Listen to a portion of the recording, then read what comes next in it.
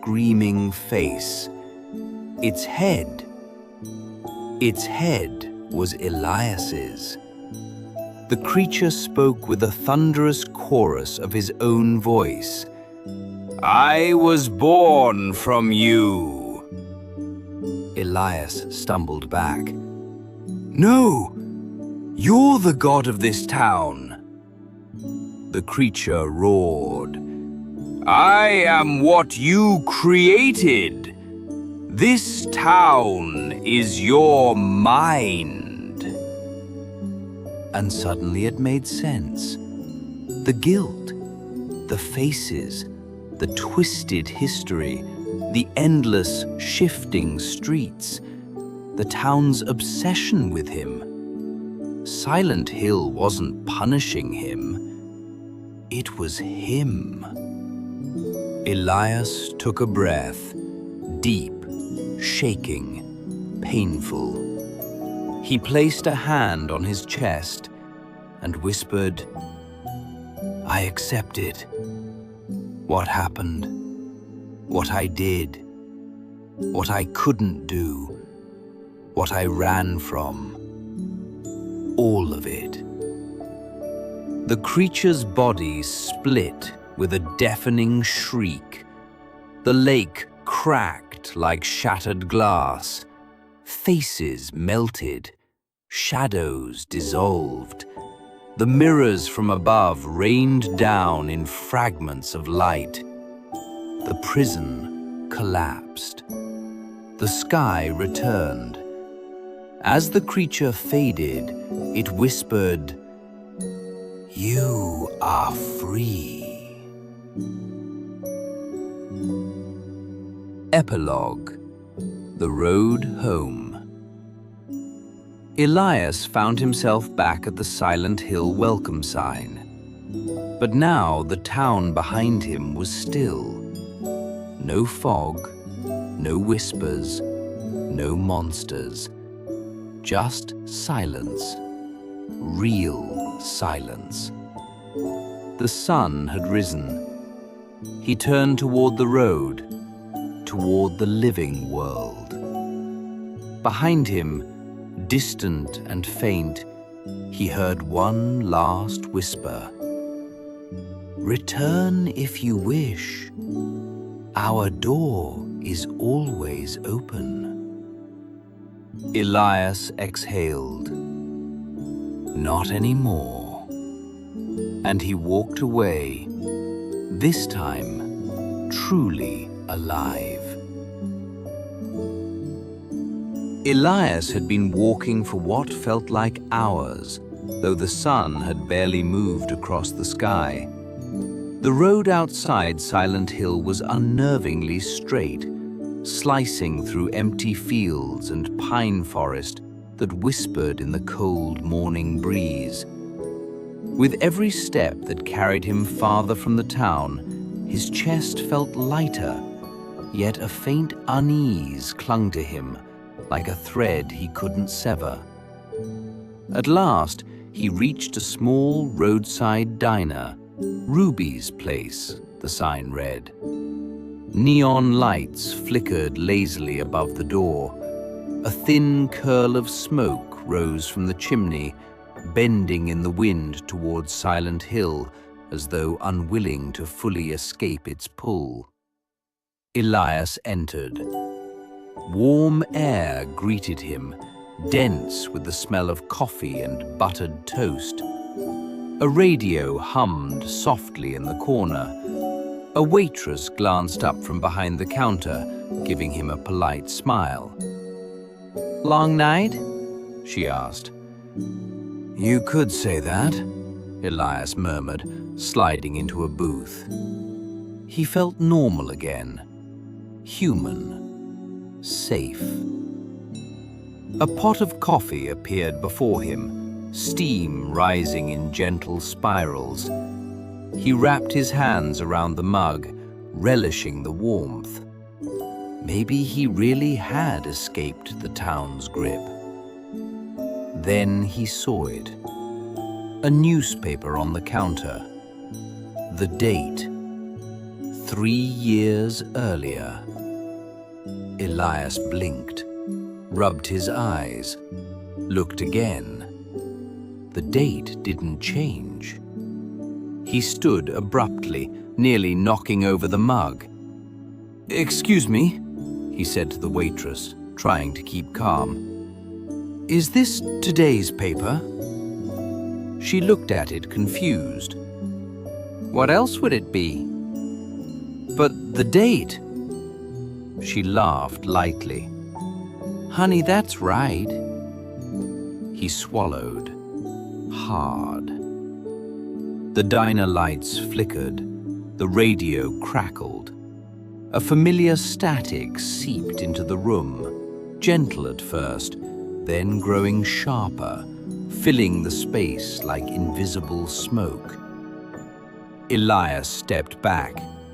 No, not here. I left.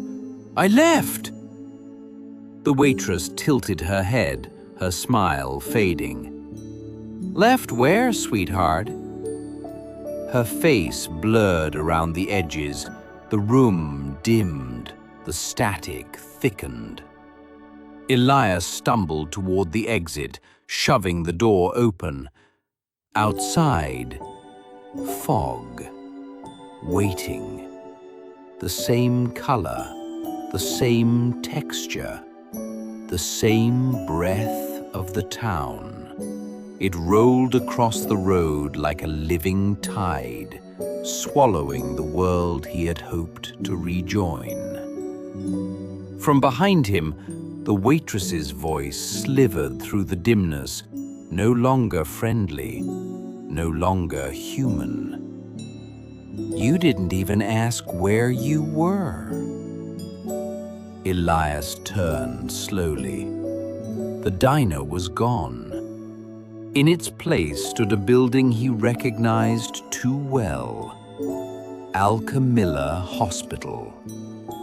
Warped, rusted, pulsing with an inner heartbeat. "No," Elias whispered. "I crossed the boundary. I left you.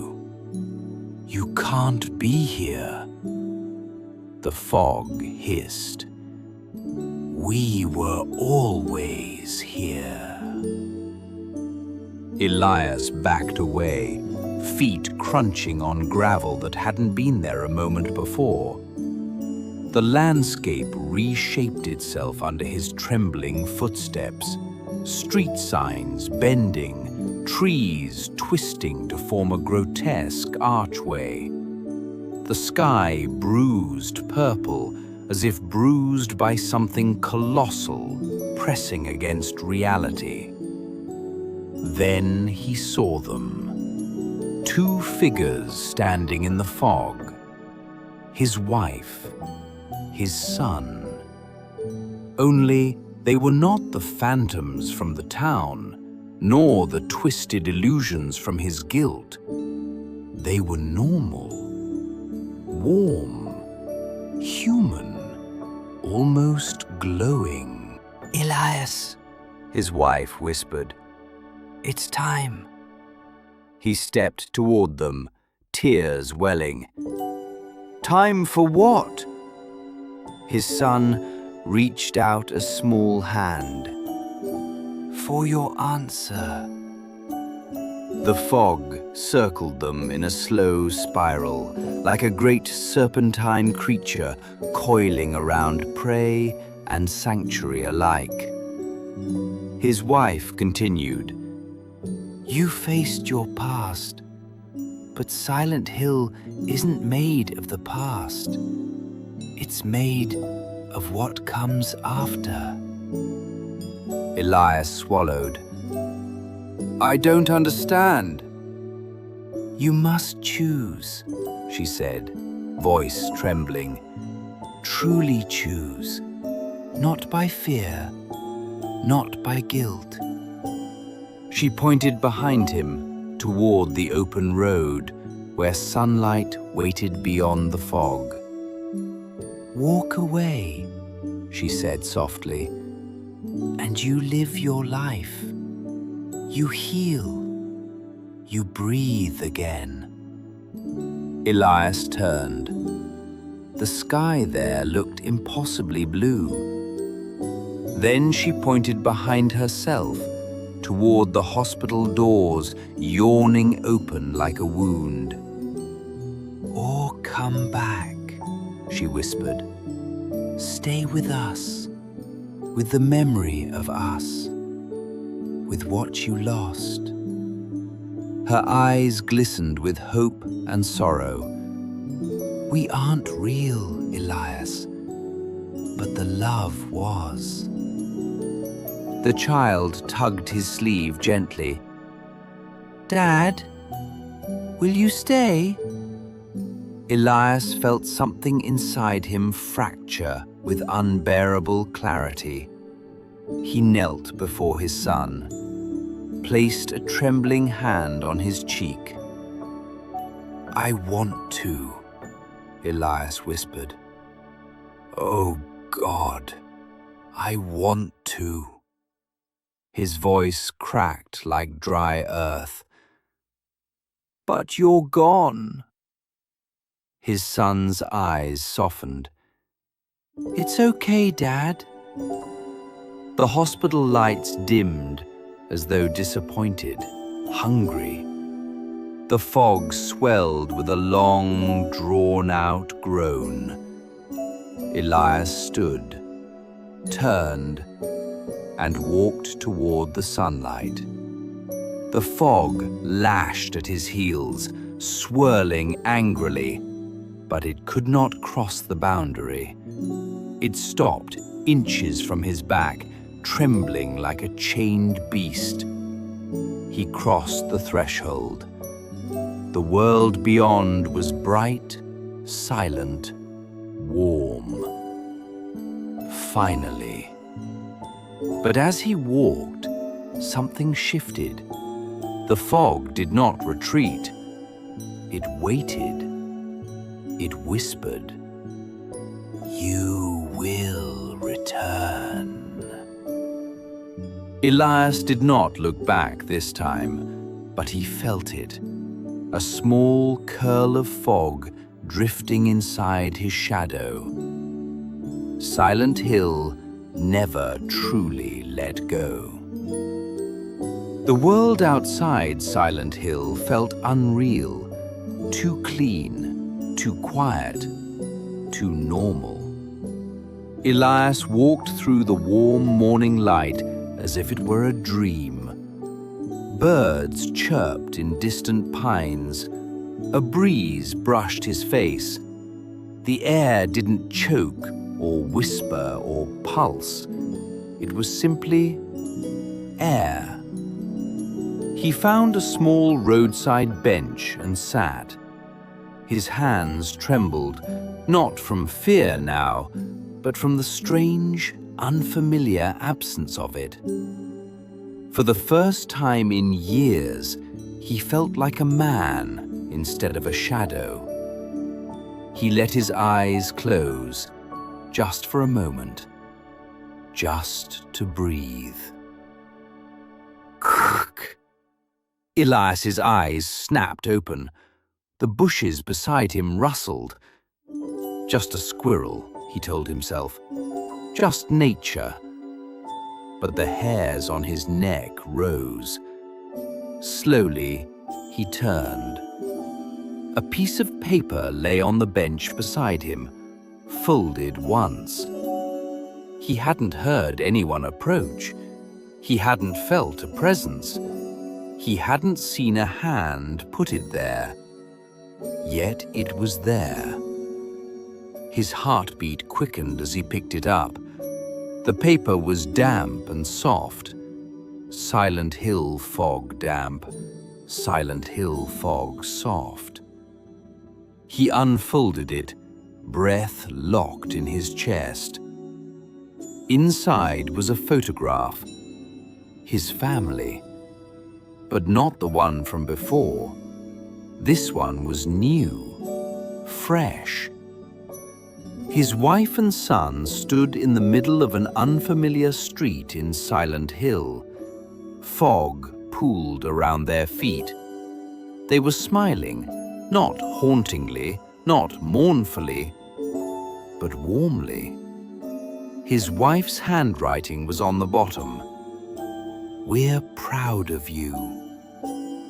Elias stared at it, tears filling his eyes. He could almost hear their voices, almost feel them beside him. He pressed the photo to his chest. A breeze swept across the bench, soft, cold, different. He looked up. A thin ribbon of fog drifted across the road, not thick enough to swallow anything, but enough to shiver the air, enough to curl like a knowing smile. The fog paused, then parted, revealing something on the asphalt, a small object. Elias stood slowly, legs unsteady, and approached. It was a toy car. His son's toy car. Pristine, clean, not rusted, not burned, as if it had just been placed there by a small hand. Elias lifted it. The metal was warm, and on the underside, freshly scratched into the paint, were 3 words: "See you soon." The breeze died. The world held its breath. Elias closed his eyes. A long, slow exhale melted from his lips. He put the toy car in his pocket, turned toward the open road, and continued walking. But behind him, the fog rolled forward an inch and stopped, watching, waiting, remembering. Silent Hill never chased those it owned. It waited for them to come home. And some doors, once opened, never truly close.